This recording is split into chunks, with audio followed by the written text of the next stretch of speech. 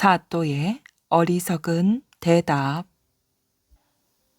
옛날 어느 고을에 매우 어리석은 사또 하나가 있었답니다.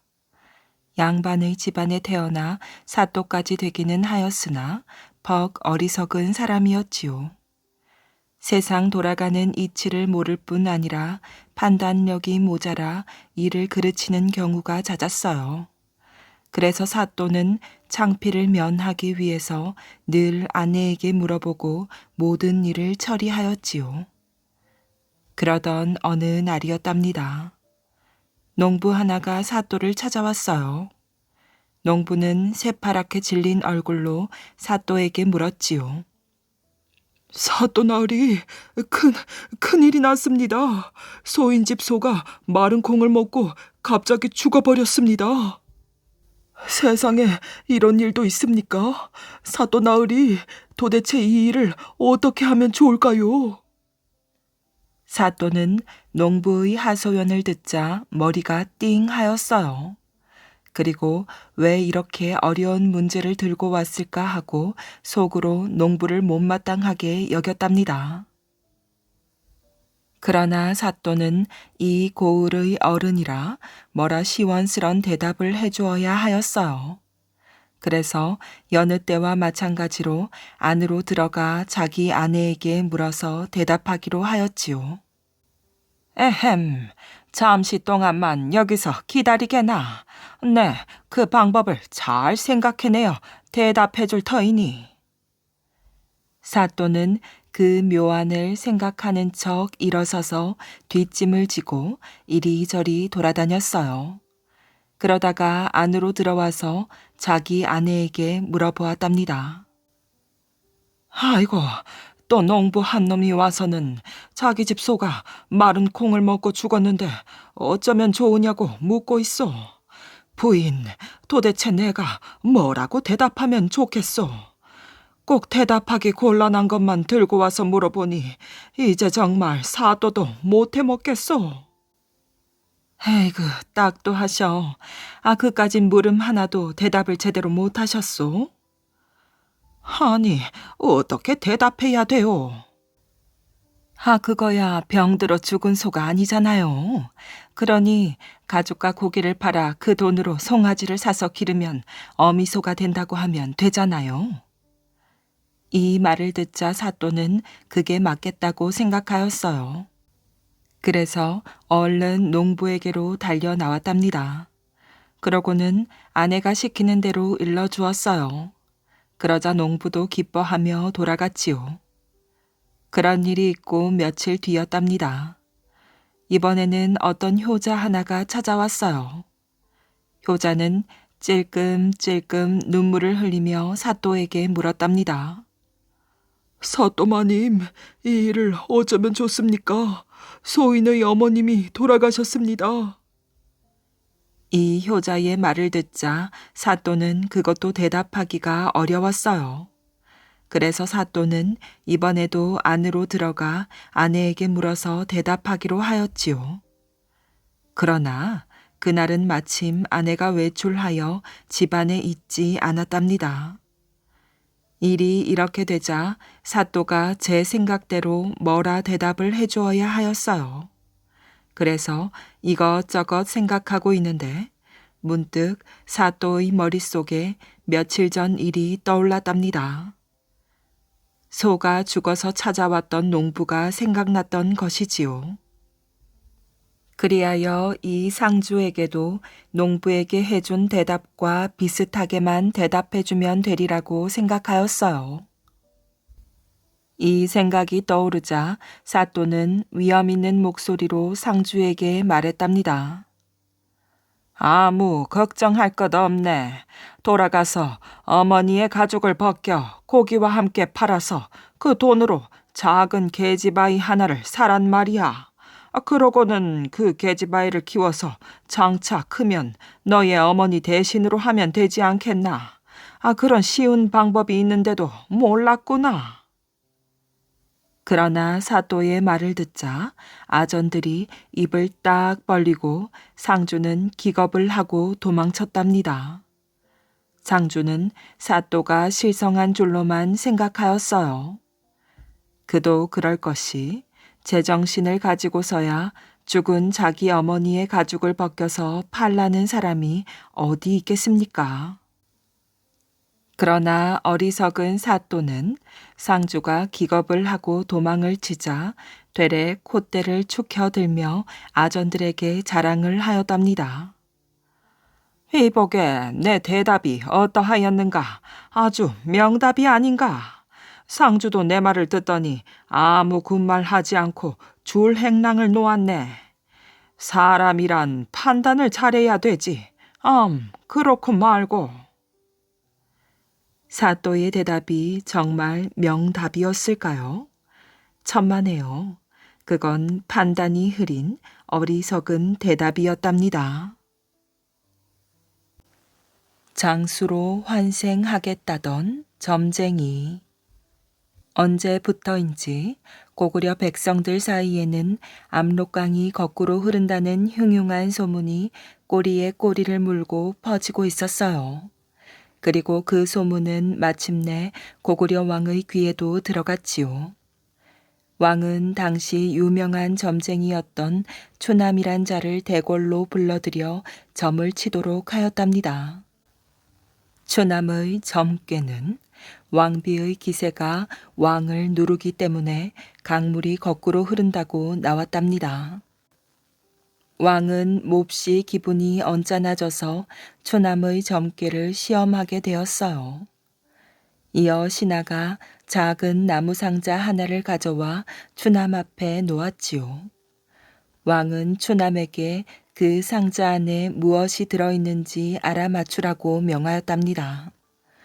초남은 서슴없이 쥐가 8마리 들어있다고 대답하였어요. 그러자 왕은 싸늘한 미소를 띄우며 쥐는 분명하지만 1마리밖에 들어있지 않다고 초남의 말을 부인하였지요. 왕은 이내 초남의 목을 칠 것을 명했답니다. 초남은 마지막까지 그럴 리가 없다고 항변했지만 결국 형장의 이슬로 사라지고 말았지요. 초남은 군졸들에게 끌려나가면서 왕에게 저주의 말을 퍼부었어요.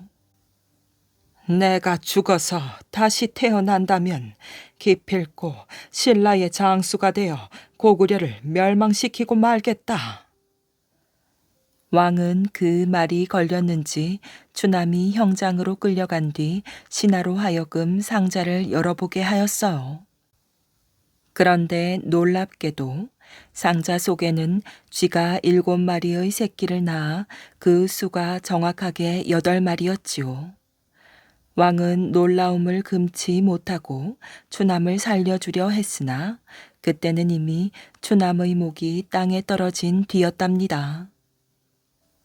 그날 밤 잠자리에 든 왕은 꿈을 꾸었는데 과연 초남의 영혼이 자신의 말대로 신라의 지체 높은 대갓집 부인의 뱃속으로 들어가는 것이었어요. 18살에 국선이 되어 많은 낭도들을 거느리게 된 김유신은 산과 들을 돌아다니며 무예를 닦을 때를 제외하고는 언제나 낭도들과 함께 삼국 통일의 위협을 이룰 일에만 온 열정을 쏟았답니다.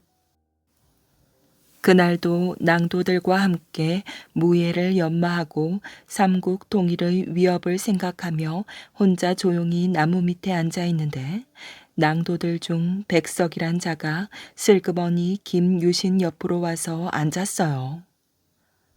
무얼 그리 골똘히 생각하고 계십니까? 생각에 잠겨있던 김유신은 백석을 쳐다보았지요. 백석은 그다지 눈에 띄는 인물은 아니지만 그래도 꽤 지혜롭고 용맹스런 자였어요. 보나마나 삼국 통일의 위협을 이룰 생각을 하고 계셨겠지요. 백석의 말에 김유신은 겸연쩍은 듯 웃으며 대답하였어요. 잘 알고 있으면서 왜 물어보는가? 백석의 눈길이 짐짓 다정스러워졌어요. 공께서는 지피지기면 백전불태라는 말을 아시겠지요? 백석의 말에 김유신은 조용히 고개를 끄덕였어요. 그렇다면 그렇게 생각만 하실 게 아니라 먼저 고구려를 한번 다녀오시지요. 그래서 지세와 형세를 세세히 살펴두면 나중에 고구려를 칠 때 전략을 짜기가 훨씬 더 쉬울 것이 아니겠습니까? 백석의 말에 김유신은 귀가 번쩍 트이는 느낌이었어요. 그 말도 일리가 있긴 하지만 그게 어디 그리 쉬운 일인가? 백석은 목소리를 낮춰 말하였지요. 아닙니다. 공께서 마음만 먹으면 얼마든지 가능한 일입니다. 백석의 말에 김유신은 놀란 눈빛으로 그저 백석을 바라볼 뿐이었어요. 백석은 주위를 한번 둘러보고는 은밀한 밀담이라도 나누는 사람처럼 김유신의 귓전에 입을 바싹 갖다 대고 말하였지요. 공께서 그럴 마음이 있다면 저를 따라오시기만 하면 됩니다. 저는 일전에 고구려를 다녀온 적이 있으니 제가 공을 안내하겠습니다. 김유신은 잠자코 생각에 잠겼다가 결심을 굳히고 대답하였어요. 좋아. 그렇다면 나를 안내해주게. 나는 자네만 믿겠네. 김유신이 결심을 굳히자 백석은 날짜와 만날 장소를 알려준 뒤 이 일은 둘만이 아는 비밀로 해두자고 김유신과 약속을 하였어요. 그렇게 해서 김유신은 백석을 따라 적국인 고구려로 떠났답니다. 도성을 벗어나 부지런히 발길을 재촉한 두 사람은 전날 골화천이란 마을에 도착해서 그곳에서 하룻밤을 묵게 되었어요. 저녁을 먹고 일찍 잠자리에 든 김유신은 잠결에 이상한 기운이 느껴져 눈을 떴답니다. 그 순간 김유신은 자신의 눈을 의심하였어요. 머리맡에 아름다운 처녀 셋이 앉아 자신을 조용히 바라보고 있는 게 아니겠어요. 니시오? 김유신이 떨리는 음성으로 묻자 처녀들은 입을 모아 대답했답니다. 저희들은 하늘에서 보낸 사자들로서 지금 공께서 위험에 처한 것을 알리려고 왔습니다. 속히 도성으로 돌아가십시오. 지금 공께서는 죽음의 길로 가고 있습니다. 속히 돌아가십시오. 속히. 그 말과 함께 처녀들은 어디론가 온데간데 없이 호련히 사라졌답니다. 놀란 김유신은 그제야 눈을 떴지요. 꿈이었어요. 그러나 김유신은 막연한 불안감에 쉬이 다시 잠을 이룰 수가 없었지요. 생각해보니 백석이 처음부터 자신 밑에 낭도로 들어온 것이나 평소 그의 행적에도 미심쩍은 점이 한둘이 아니었어요. 우선 백석이 어디 사는지 아는 이가 없었고 누구네 집 자제인지도 아무도 몰랐답니다.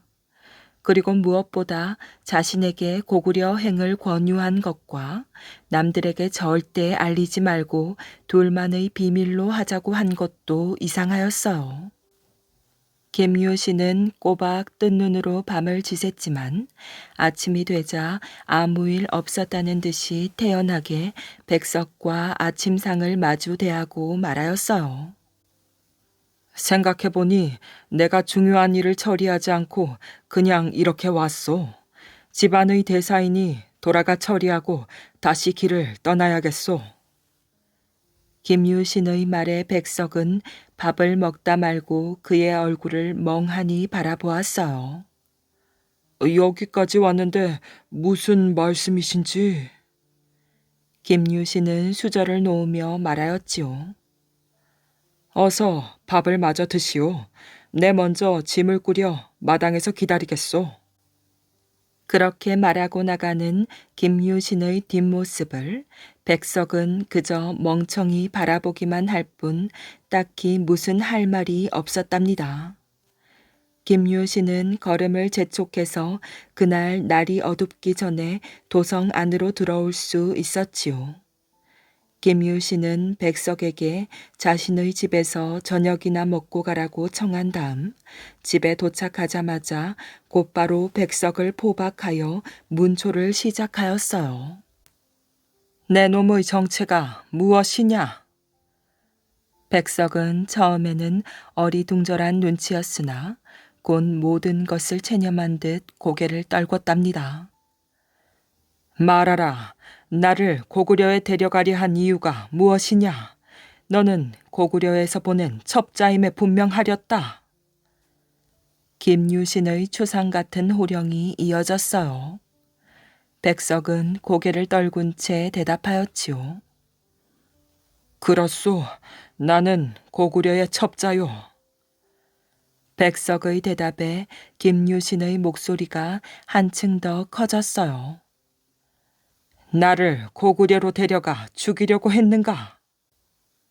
백석은 힘없이 대답하였지요. 그럴 요량이 아니면 내가 왜 공을 고구려에 데려가려 했겠소? 김유신은 눈을 부릅뜨고 물었어요. 말하라. 왜 나를 죽이려 했느냐? 백석은 천천히 고개를 들어 김유신을 쳐다보았지요. 그 이유를 알고 싶소? 백석의 대답에 김유신이 거침없이 다그쳐 물었답니다. 말하라, 무엇이냐?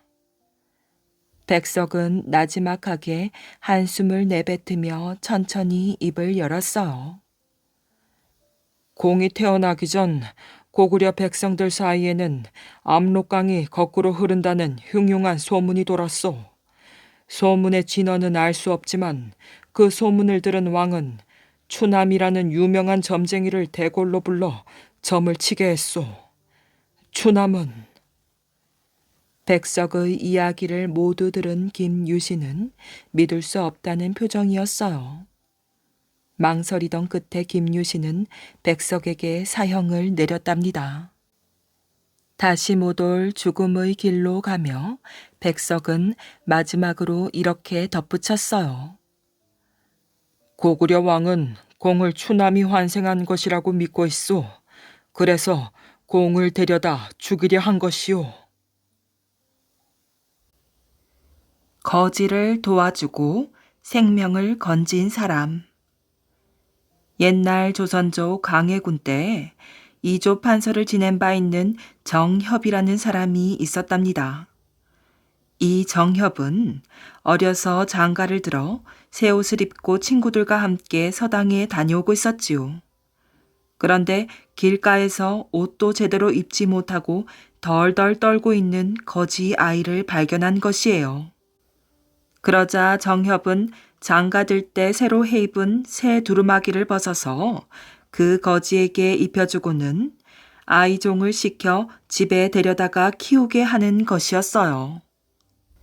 그런데 이 아이는 크면서 주인에게 충성스러웠을 뿐만 아니라 힘이 장사인 것이었지요. 그리고 이 아이가 20살쯤이 되었을 무렵 임진왜란이 일어나 외적을 피해 나루를 건너 피난을 하게 되었답니다.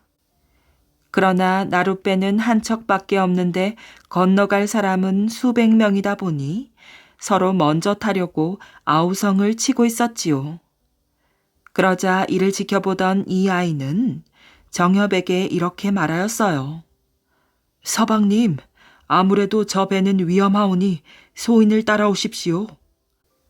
라고 하며 위쪽에 있는 여울목으로 데리고 가서 한 사람씩 업어 건너주는 게 아니겠어요. 그런데 배를 탔던 사람들은 워낙 여럿이 타다 보니 강 한가운데에 가서 그만 배가 뒤집혀 몰살을 하고 말았다고 합니다. 어릴 때 걷어 키운 거지아이 덕분에 가족 모두가 목숨을 건진 것이지요. 부부가 된 원수 집안의 후손. 세조에게는 딸이 하나 있었는데 그가 바로 의수 공주랍니다. 공주는 남달리 정의감이 강하였어요. 그래서 아버지 세조가 많은 사람들을 죽이고 권력을 잡은 뒤 조카인 단종을 쫓아내고 왕위에 오르는 것을 이해하지 못하였지요. 나중엔 세조가 어린 단종을 죽이려 하자 아버지에게 이렇게 간청하였어요. 왜 어린 조카의 목숨을 빼앗으려 하십니까? 하늘이 무섭지도 않으십니까? 제발 그 일을 그만두고 왕위에서 물러나십시오. 뭐라? 네가 감히 나를 가르치려 드느냐? 듣기 싫으니 썩 물러가거라. 세조는 불같이 화를 내며 의숙공주를 방에서 쫓아내었어요. 이 일로 아버지와 딸 사이가 나빠지자 어머니 정희왕후는 딸이 걱정스러웠어요. 세조에게 맞서다가 큰 화를 입을 수도 있었기 때문이지요. 정희왕후는 유모를 불러 폐물을 챙겨준 뒤 의숙공주를 데리고 멀리 도망치라고 일렀답니다. 그리하여 유모는 의숙공주와 함께 한양을 떠나 깊은 산골로 들어갔지요. 두 사람은 산골에서 한 젊은 남자를 만났답니다. 그는 공주와 유모에게 친절히 대하며 두 사람을 자기 집에서 살게 해주었어요. 의숙공주는 젊은이에게 점점 마음이 끌렸지요. 젊은이도 공주를 좋아하여 두 사람은 유모의 주선으로 혼례를 치르고 부부가 되었답니다. 그때 두 사람은 서로의 신분을 알고 깜짝 놀랐어요. 의숙공주는 세조의 딸이고 젊은이는 김종서의 손자였거든요. 김종서는 세조가 죽인 단종의 신하였기 때문에 공주와 젊은이는 원수 집안의 후손이었어요. 그러나 두 사람은 이를 문제 삼지 않았답니다. 서로를 너무나 사랑하고 있기에 과거의 일은 묻지 않았어요. 자식들을 낳고 행복하게 살았지요. 몇 년이 지난 어느 날 세조의 어가 행렬이 공주의 집 앞을 지나가게 되었답니다. 세조는 병이 깊이 들어 전국의 이름난 절을 찾아다니며 불공을 드리고 있었어요. 세조는 공주의 집 앞을 지날 때 자기를 쏙 빼닮은 아이가 놀고 있는 것을 보고 어가 행렬을 멈추었지요. 놀랍게도 그 아이는 궁궐에서 사라진 의숙공주의 아들이었어요. 공주야, 네가 죽지 않고 살아 있었구나. 세조는 의숙공주를 만나 눈물을 흘렸답니다. 세조는 공주의 남편이 김종서의 손자라는 사실을 알고는 담담하게 말하였어요. 훌륭한 사윗감을 얻었구나. 내가 한양으로 올라가면 너희를 부를 테니 그때 함께 올라오너라. 며칠 뒤 세조는 딸 가족을 한양으로 불러들이려고 산골 마을로 가마와 말을 보내었지요. 그러나 그때는 이미 의숙공주가 남편과 자식들을 데리고 먼 길을 떠난 뒤였답니다. 두 사람은 시끄러운 세상에서 마음 졸이며 사는 것보다 숨어 살더라도 온 가족이 행복하게 사는 쪽을 택한 것이랍니다. 농담을 해도 분수가 있지. 말 한마디면 산천 초목도 떨게 할 정도의 권력을 손에 쥐고 있던 사람이 임금이었지요. 임금이 법이요 나라이기도 하였어요. 임금이란 그렇게 막강한 존재였답니다. 그런데 한편으로는 외롭고 쓸쓸한 것이 또한 임금의 자리였지요. 그래서 옛날 임금 중에는 광대를 곁에 두었던 임금도 있었다고 합니다. 광대가 하는 일이란 농담으로 임금을 웃기고 친구처럼 장난을 치며 함께 놀아주는 것이지요. 그렇게 해도 괜찮다는 것을 법으로 정해주었어요. 임금을 모시는 광대가 하나 있었답니다. 어찌나 농담을 잘하고 장난을 잘 치는지 임금은 그 광대를 무척 아꼈답니다. 어느 날이었어요. 그 광대가 임금에게 지나친 농담을 하였어요. 여보게, 자네는 호박같이 못생겼군. 그러자 임금은 대번에 기분이 상하였지요. 그 광대를 혼내주기로 마음먹었어요. 여봐라, 이놈을 사형에 처하라. 서리빨 같은 호령을 하였답니다. 하지만 그것은 농담으로 내린 사형 선고였어요. 임금은 그처럼 농담과 장난을 좋아하였지요. 아이고, 임금님, 농담이 지나치십니다요.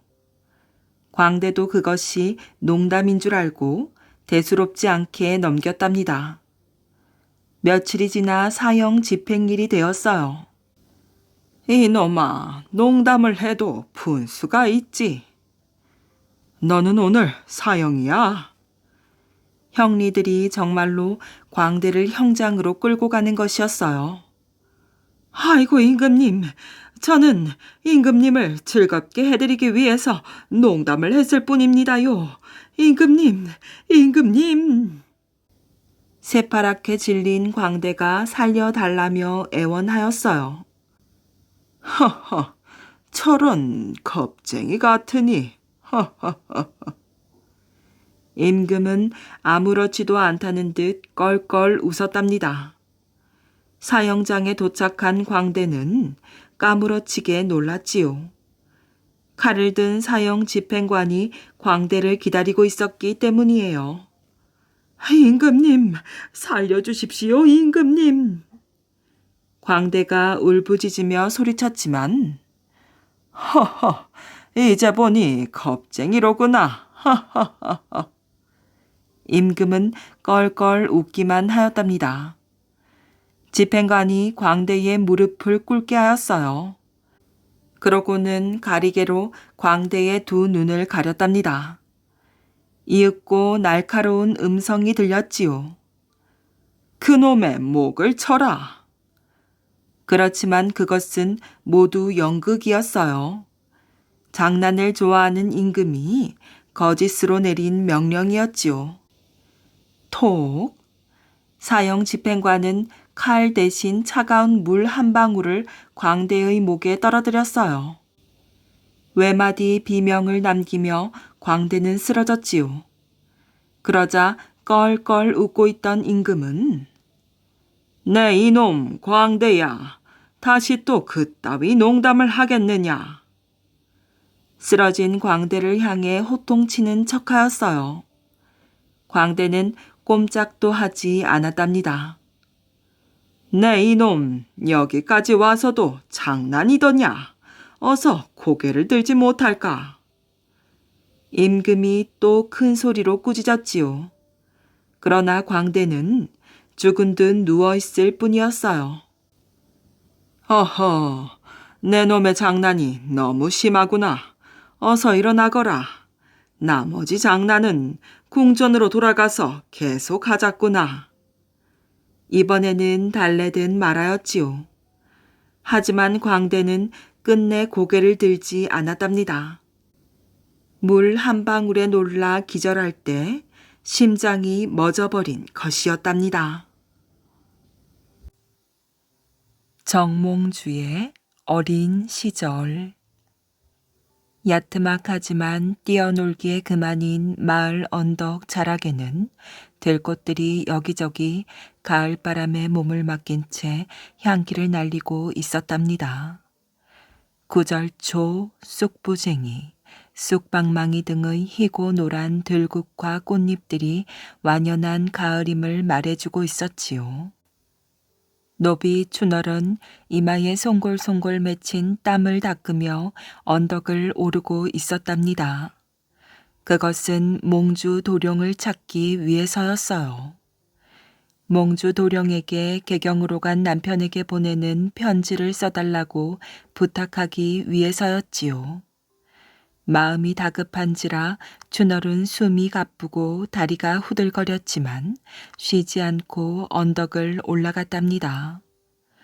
얼마나 다급했던지 준월은 집에서 멀리 떨어진 이 언덕자락을 단숨에 달려왔어요. 마침 몽주 도령은 친구들과 정신없이 놀고 있었지요.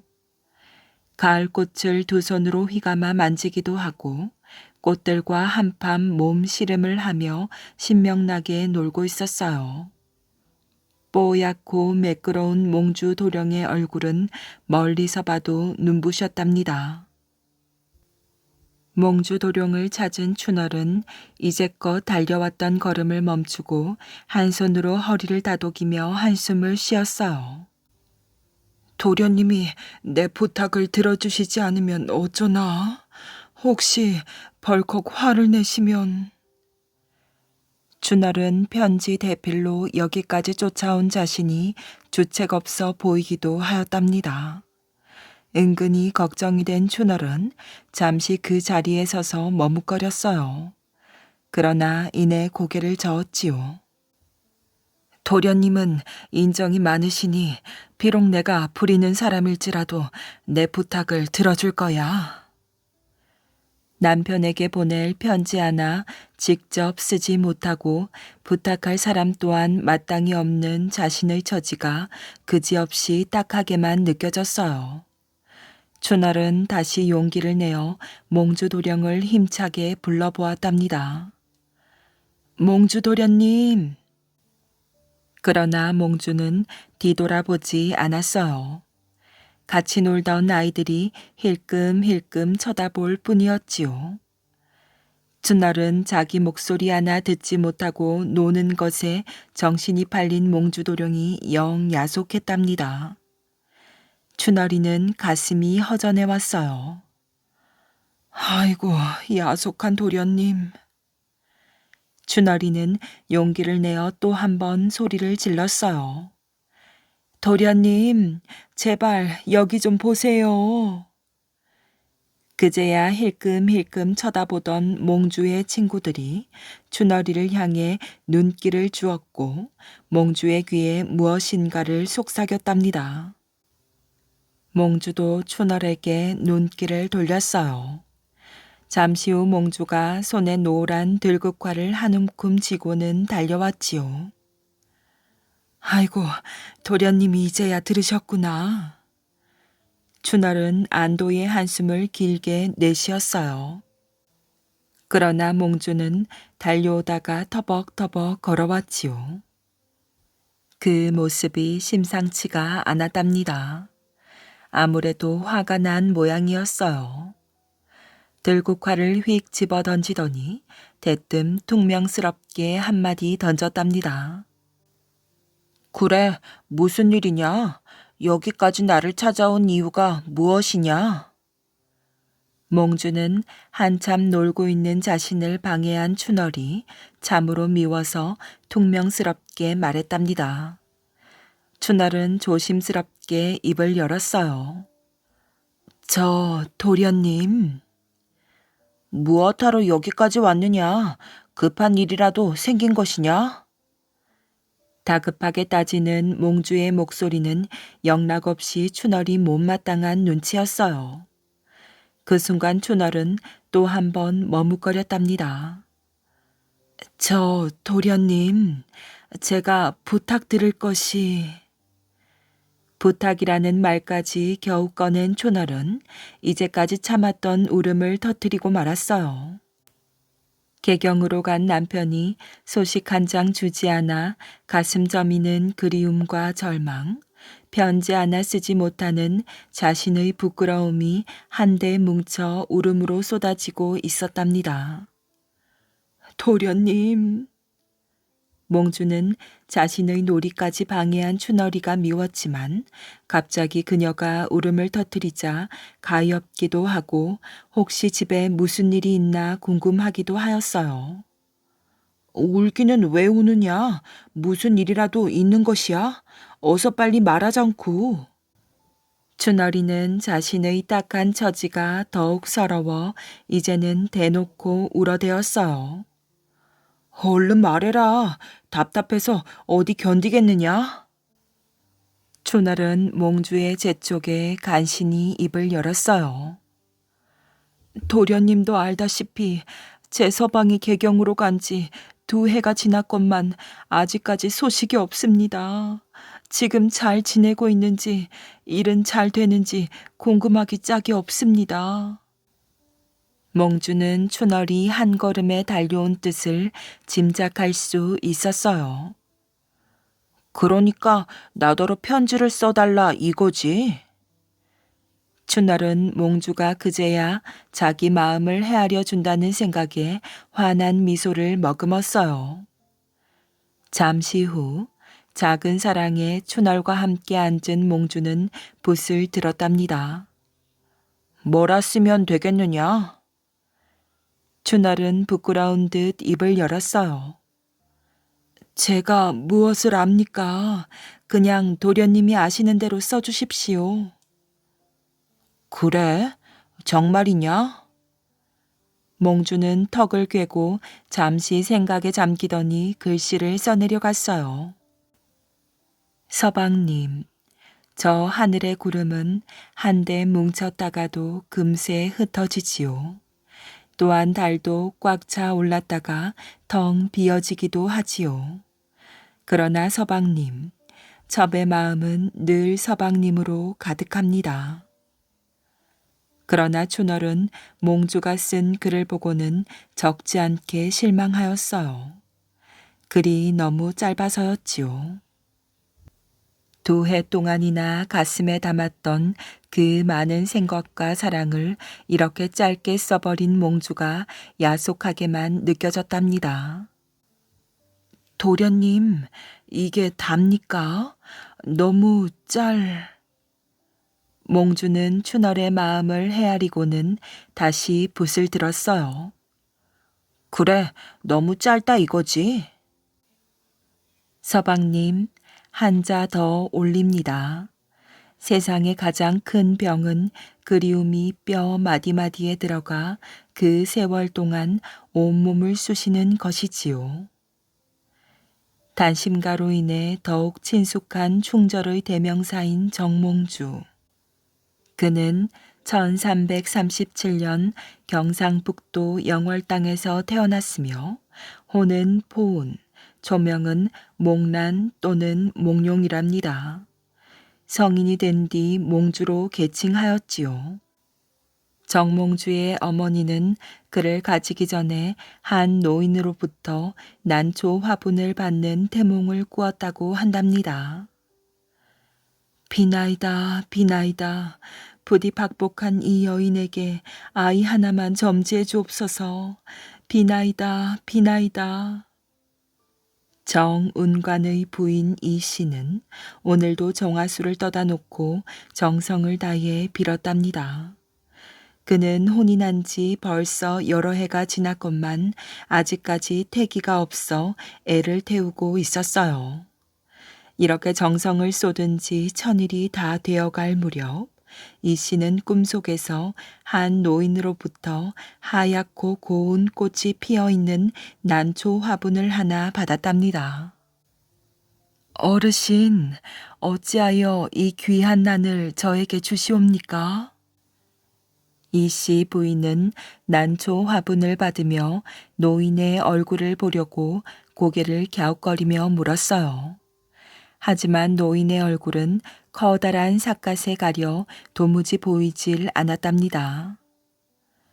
귀한 것이니 잘 보관하시게나. 노인은 퉁명스럽게 말하였어요. 이 씨 부인은 화분을 더욱 꼭 안으며 노인의 얼굴을 보려고 하였답니다. 하지만 끝내 노인은 얼굴을 보이지 않고 뒤돌아서 재빠른 걸음으로 가버리는 것이었어요. 어르신, 어르신. 이 씨 부인이 다급한 마음에 노인을 쫓아가려 하였어요. 그때였지요. 난초 화분이 이씨 부인의 손에서 미끄러지듯 떨어지는 것이었어요. 이씨 부인은 놀라 벌떡 일어났답니다. 그것은 꿈이었어요. 괴이한 꿈도 다 있구나. 그 후 부인은 태기가 있자 난초 화분을 받은 꿈이 태몽인 듯하여 남편 정운관에게 꿈 얘기를 해주었어요. 10달 후 이씨 부인은 아들을 낳았는데 이들 부부는 아들의 이름을 꿈속에서 난을 받아 태어난 아이란 뜻으로 목란이라 지었답니다. 어렵고 귀하게 얻은 아들이었기에 부모가 목란에게 쏟는 정성이 남달랐어요. 정운관은 항시 자신이 나라를 위해 큰 일을 하지 못했음을 한탄하며 자신이 못다한 일을 목란이 해주기를 바랐답니다. 목란은 아버지의 뜻을 받들어 장차 큰 일을 하겠다고 결심하며 열심히 학문을 닦았어요. 어머니 이씨 또한 아들 목란을 위해 정성을 다하였지요. 이씨는 목란이 어릴 적부터 옷을 하나 지어 입히더라도 옷 속감을 언제나 붉은색으로 지어 입혔어요. 그것을 궁금히 여긴 사람들이 그 까닭을 물으면 이씨 부인은 이렇게 대답하였지요. 별다른 뜻이 있겠습니까? 그저 어찌하다 보니 그리 된 것이지요. 그러나 부인이 붉은색 속감으로 목란의 옷을 짓는 데는 깊은 뜻이 있었답니다. 목란이 어느 정도 크자 이씨 부인은 숨겨온 속마음을 말해주었어요. 목란아, 이 어미가 항시 너의 옷의 속감으로 붉은색 천을 쓰는 이유를 알고 있느냐? 소자, 어찌 어머니의 깊으신 뜻을 알 수 있겠사옵니까? 어린 목란의 대답에 이씨 부인은 대견스러운 듯 아들을 바라보며 말하였어요. 사람들은 살면서 각자 마음속에 자신만의 열망을 갖게 되는데 그것은 태양처럼 붉은 빛을 띈단다. 그리고 그 열망을 이루기 위해 혼신의 열정을 모두 바치게 되지. 하지만 사람에 따라서는 그 열망을 어느 순간 포기하기도 하는데 그렇게 되면 그 사람의 삶은 시든 꽃처럼 금방 허무해지고 만단다. 이씨 부인의 말을 듣고 있는 목란의 눈빛은 별처럼 반짝였어요. 그러나 너만은 항상 가슴속에 붉은 열망을 간직하고 살기를 바라는 것이 이 어미의 마음이다. 그래서 늘 내게 붉은 속감을 덧댄 옷을 지어 입힌 것이다. 너는 이것을 명심 또 명심하여야 한다. 알겠느냐? 이씨 부인의 근엄한 말에 목란의 또랑또랑한 눈망울이 빛이 났어요. 이렇게 정씨 부부는 비록 가난한 살림살이였지만 아들 교육에 정성을 다하였답니다. 그러던 어느 하루 정운관이 낮잠을 자다 꿈을 꾸었는데 꿈속에 커다란 용이 하늘에서 내려오더니 뒤뜰에 있는 배나무에 따리를 트는 것이었어요. 놀라 꿈에서 깨어난 정운관이 황급히 신발을 신고 뒤뜰로 달려가 보니 아들 목란이 배나무 위에 앉아 천진스럽게 놀고 있었지요. 이를 본 정운관은 아들 목란을 나무에서 내려 품에 안으며 넋나간 듯이 중얼거렸어요. 너야말로 하늘이 내린 우리 가문의 보배 중의 보배로다. 그 후 정운관은 목란의 이름을 몽룡이라고 바꿔 불렀어요. 어렸을 때부터 인정이 많고 심지가 곧았던 정몽주는 과거에 응시하여 장원 급제한 후에는 쓰러져가는 고려를 재건하기 위해 각고의 노력을 하다 선주교에서 이 방원에게 살해되었답니다. 유교적 왕도 정치의 실현을 꿈꾸던 정몽주가 기울어가는 고려와 함께 허무하게 생을 마감한 것은 난초 화분이 깨어진 태몽처럼 하늘이 정해준 운명이었던지 허망하기만 했답니다. 그러나 그는 조선시대 선비들로부터 추앙을 받았으며 오늘날까지도 충절의 대명사로 기억되고 있답니다. 낡은 상자 속에 든 물건. 순간 처녀는 놀라 잠자리에서 벌떡 일어나 앉았답니다. 그러고는 두려움에 잔뜩 질린 표정으로 방 안을 천천히 둘러보았어요. 방금 전 꿈속에서 보았던 붉은 여의주를 입에 문 황룡의 이글거리는 눈동자가 어둠 속에서 자신을 노려보고 있는 것만 같아 절로 몸소리가 쳐졌답니다. 처녀는 황급히 불을 밝혔어요. 환하게 제 모습을 드러낸 방 안은 잠들기 전과 다름없었지요. 윗목엔 바느질 바구니가 놓여 있었고 벽에 걸린 옷가지들도 모두 그대로였어요. 처녀는 자신도 모르게 얕은 안도의 숨을 몰아쉬며 찬찬히 꿈속의 일을 떠올렸답니다. 꿈속에서 처녀는 푸른 바다가 끝없이 펼쳐진 이름 모를 해변을 혼자 거닐고 있었어요. 바다가 얼마나 깊은지 물빛은 푸르다 못해 시퍼렇기까지 하였답니다. 해변가에 근심 없이 자란 아름드리 해송들이 하늘을 향해 길게 뻗어 있었고 햇빛은 옅은 안개와 더불어 은은하게 바닷물에 비치고 있었지요. 선녀는 처녀들이 입는 것과 같은 화사한 날개옷을 입고 무언지 모르지만 즐거운 목소리로 콧노래를 흥얼거리며 해송 사이사이에 자라난 아름다운 꽃들을 꺾고 있었어요.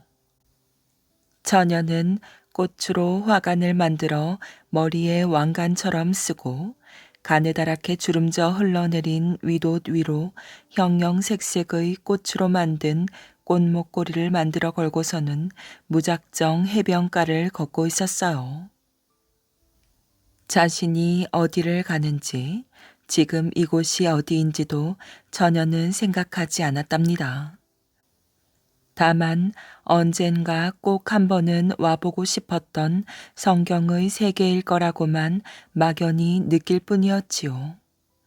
처녀가 바다와 햇살과 꽃 향기에 취해 정신없이 해변가를 걷고 있는데 일순 수평선 멀리 오색 무지개가 서리는 듯 싶더니 작은 구름 한 점이 처녀가 있는 해변가로 천천히 흘러왔어요.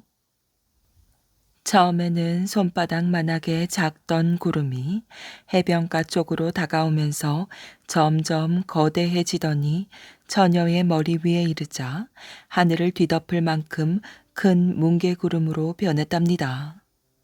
처녀가 의아한 눈초리로 구름을 바라보고 있는데 갑자기 구름 사이로 드문드문 섬광 같은 햇살이 강하게 내리쬐더니 광풍이 불면서 번개가 번쩍였어요.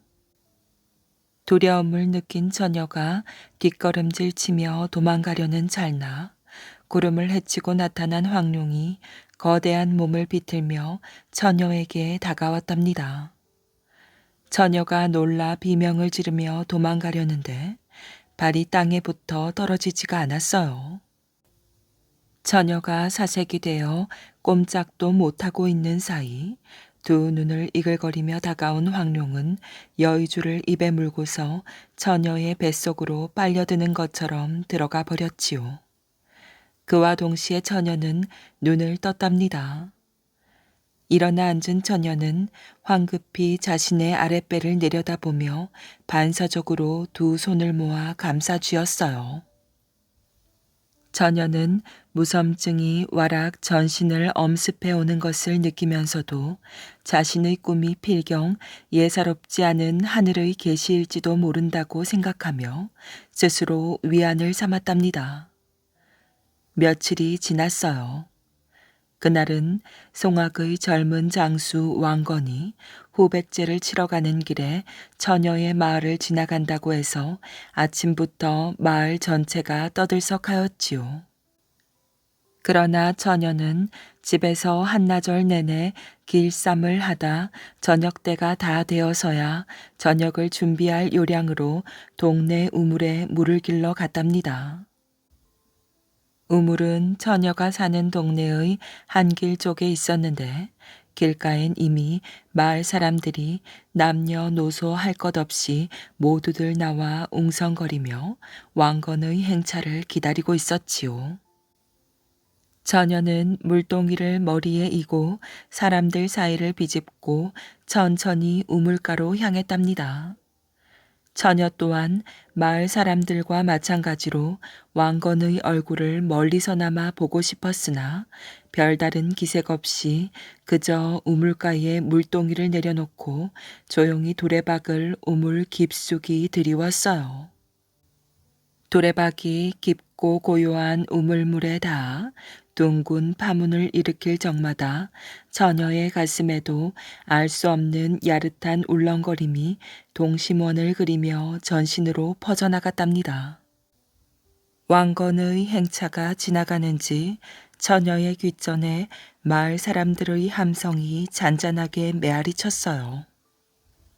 처녀는 뒤돌아보지 않고 묵묵히 두레박으로 길어올린 물을 물동이에 담았답니다.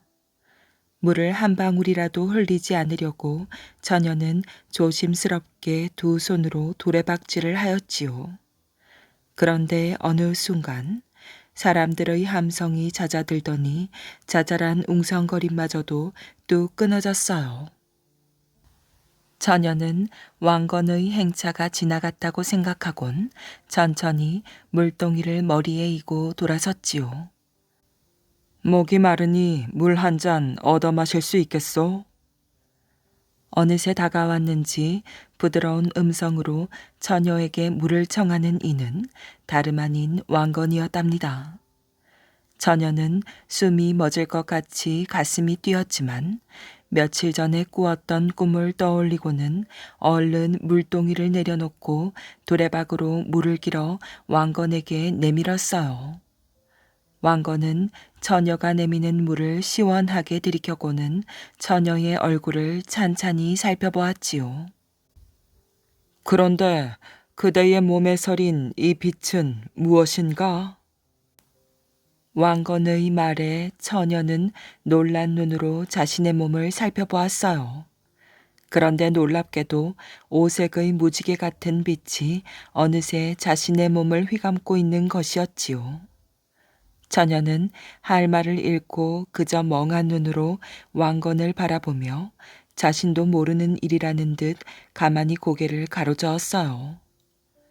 왕건은 한참 동안 처녀의 얼굴에서 시선을 거두지 못하고 있다가 처녀의 집과 이름을 묻고는 우물가를 떠났답니다. 처녀는 두근거리는 가슴을 안고 황급히 물동이를 머리에 이고 집으로 돌아왔어요. 그날 저녁 마을 사람들에게서 우물가에서 있었던 일을 전해 들은 처녀의 아버지는 무슨 생각에선지 딸의 혼사 준비를 서둘렀어요. 후백제를 치고 다시 개경으로 돌아가던 왕건은 처녀가 사는 마을 부근에 이르러 미리 마음먹었던 대로 군사들에게 진을 치게 하고 하룻밤을 묵었답니다. 왕건은 부하를 불러 처녀의 집에 가서 정중하게 자신의 의중을 밝히고 처녀를 데려오도록 명하였지요. 왕건의 뜻을 전해 들은 처녀의 아버지는 딸을 곱게 단장시킨 다음 그동안 준비해 두었던 예물들과 함께 왕건에게 보냈답니다. 산자락을 휘감고 도는 바람 소리마저도 남녀의 뜨거운 숨결처럼 느껴지는 밤이었어요.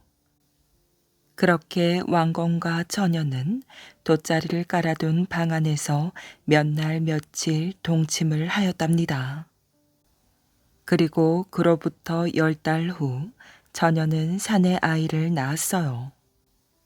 후일 왕건이 궁예를 몰아내고 왕위에 오르니 처녀가 낳은 아이 무는 어엿한 왕자가 되었고 처녀는 장화 왕후에 봉해졌답니다. 왕자 무는 태어나면서부터 한쪽 뺨에 얽은 자국이 있었는데 그 모양이 꼭 돗자리 무늬 같았지요. 사람들은 그런 무의 얼굴을 보고 오게티라며 애석해 하였어요. 물론 어머니인 장화 왕후의 마음이야 그 누구보다 쓰리고 아팠답니다. 왕자 무는 건강하고 활달한 귀공자로 자라났어요. 무술도 뛰어나고 학식도 남달랐지요. 왕건은 정실인 신의 왕후 유씨에게서 자식이 생기지 않자 왕자 무를 태자로 삼고 싶어 하였어요.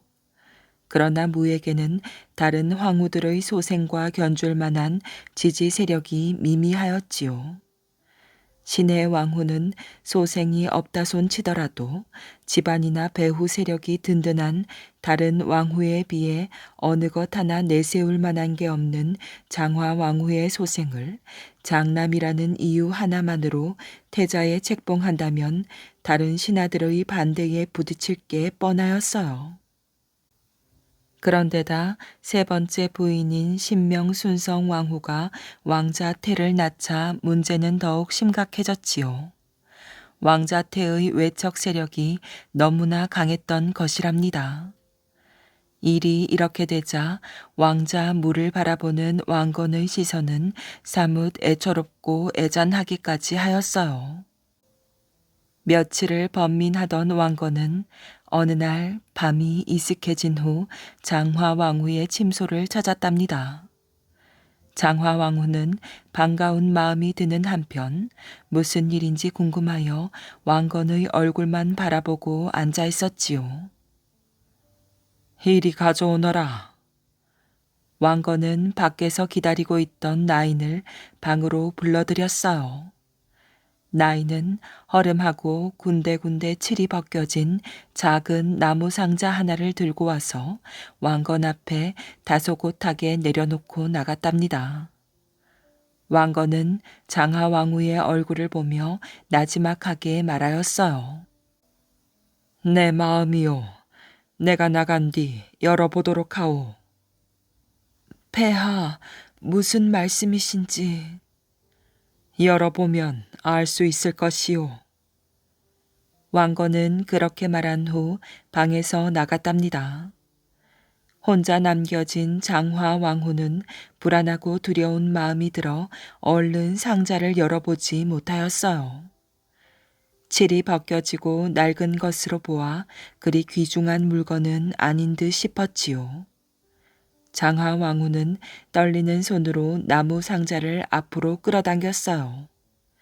가슴이 방망이질 치는 것이 손끝까지 전해졌답니다. 떨리는 손으로 조심스럽게 나무 상자를 연 장하 왕후의 얼굴에 놀라는 빛이 역력하였어요. 이어 방울방울 흐르는 눈물이 손에 든 자황포에 떨어졌지요. 황공하옵니다. 폐하, 황공하옵니다. 장화 왕후는 왕건의 의중을 분명히 읽을 수 있었어요. 비록 겉으로 보기엔 허름한 나무 상자지만 그 속에 임금이 입는 자왕포가 들어있다면 이는 필시 자신의 소생인 무의 외가가 힘이 없고 무력하다고 해도 왕위를 잇게 할 것이라는 왕건의 약속이 아니겠는가.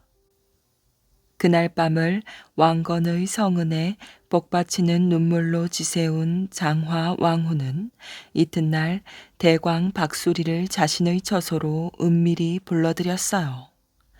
장하 왕후는 박수리에게 왕건이 준 나무 상자를 보여주었고 그 뜻을 알아차린 박수리는 곧 왕건에게 왕자 무를 태자로 책봉할 것을 주청하였답니다. 다른 신하들은 나름대로 이유를 들어 왕자 무를 태자로 삼는 것을 반대했지만 대광 박수리가 워낙 강력하게 밀어붙이는 데다 왕건의 제가가 정식으로 이루어진 마당에는 순순히 받아들이고 따를 수밖에 없었지요. 그렇게 해서 문은 태자가 되어 나중에 왕건의 뒤를 이어 왕위에 오르니 다름 아닌 고려의 제2대 임금 해종이었답니다. 한쪽 볼이 돗자리처럼 얽은 해종을 두고 백성들은 돗자리 임금이라 불렀는데 이는 왕위에 오른 후에도 한평생 형제들로부터 왕위 찬탈 위협에 시달리느라 얼굴에 주름살이 펴질 날이 없었던 해종의 애타는 심사를 빗댄 것인지도 모른답니다.